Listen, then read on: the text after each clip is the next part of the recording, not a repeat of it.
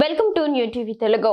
సినీ నటుడు ప్రకాష్ రాజ్ మరోసారి తన వ్యాఖ్యలతో వార్తల్లో నిలిచారు. జాతీయ చలనచిత్ర అవార్డుల ప్రక్రియపై ఆయన తీవ్ర అసంతృప్తి వ్యక్తం చేశారు. ఆ అవార్డులు రాజీ పడుతున్నాయని, కొందరికి మాత్రమే దక్కుతున్నాయని ఆయన ఆరోపించారు. ఇటీవల కేరళ రాష్ట్ర ఫిల్మ్ అవార్డుల జ్యూరీ చైర్మన్ గా వ్యవహరించిన సందర్భంగా ఆయన ఈ వ్యాఖ్యలు చేశారు.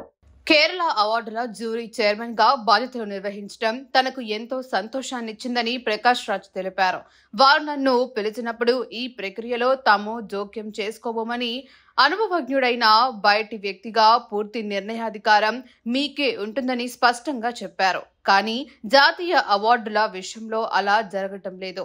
అది మనం కళ్ళారా చూస్తూనే ఉన్నాం అని ఆయన అన్నారు. ప్రస్తుత జాతీయ అవార్డుల విధానాన్ని విమర్శిస్తూ కొందరికే అవార్డులు వెళుతున్నాయి. మంజుమేల్ బాయ్స్, బ్రహ్మయుగం వంటి గొప్ప చిత్రాలకు పురస్కారాలు దక్కటం లేదు. ఇలాంటి జ్యూరీ, ఇలాంటి ప్రభుత్వ విధానాలు ఉన్నప్పుడు మమ్ముట్టి లాంటి గొప్ప నటుడికి అలాంటి అవార్డులు అవసరం లేదు అని ప్రకాష్ రాజ్ ఘాటుగా వ్యాఖ్యానించారు.